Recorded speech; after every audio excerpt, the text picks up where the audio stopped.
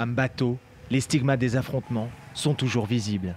Ils ont opposé les Agni, une ethnie pro-opposition, et Malinké, une ethnie du nord du pays, plutôt favorable à Alassane Ouattara. L'hôpital de la ville accueille encore de nombreux blessés. Dans cette chambre, tous sont originaires du nord et dénoncent une agression des Agni. On est parti pour protéger nos biens qui sont au marché là-bas. Bon, c'est dans ça maintenant, et quand ça a commencé, ça allait un peu devant et puis ça a commencé à tirer et puis bon, moi j'ai reçu une balle. J'ai reçu une balle sur mon œil. Dans ce quartier Agni, les jeunes ont mis en place un comité d'autodéfense. Ils accusent les Malinké de les avoir agressés en premier. Pourtant, les deux groupes ont toujours vécu en bonne intelligence. On n'a même pas de problème avec eux. On se côtoie de jour en jour. La preuve en est qu'ils ont pris nos soeurs, nos nièces. Ils ont fait des enfants. On n'a pas de problème avec eux. Et c'est nos amis. Chacun accuse l'autre d'être à l'origine des violences. Depuis, l'armée a été déployée et les discours se veulent rassembleurs. Mais les violences de Mbato sont devenues un enjeu national et ont enflammé la toile ivoirienne. Sur les réseaux sociaux, certains font état de plusieurs dizaines de morts, de centaines de blessés.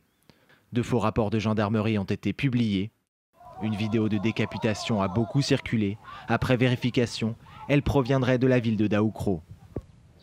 Pourtant, à l'hôpital, le directeur assure que 6 personnes issues des deux camps sont décédées et non pas une quarantaine, comme beaucoup l'affirment.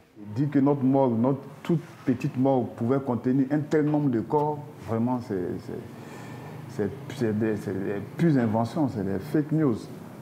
Là, en réalité, ce n'était pas ça. Donc, ce qui fait qu'on a eu beaucoup de coups d'appel, des personnes qui nous connaissent, qui s'inquiétaient pour nous, et nous les avons rassurés. Même si de graves violences ont bien eu lieu, comment expliquer ces infox qui ont inondé le web ivoirien? Il y aurait parfois une volonté de jeter de l'huile sur le feu, selon ce spécialiste en vérification de l'information. L'objectif est bien clair. En le faisant, on sème la panique, on sème le désordre, on sème l'inquiétude. Et vous avez vu l'impact de ces fausses informations au sein de la population en termes de cohésion sociale. Les rumeurs et fausses informations sont parfois l'étincelle qui déclenche ces affrontements interethniques. Selon le gouvernement, depuis le mois d'août dernier, au moins 85 personnes ont perdu la vie lors de violences liées à l'élection présidentielle. C'est une tête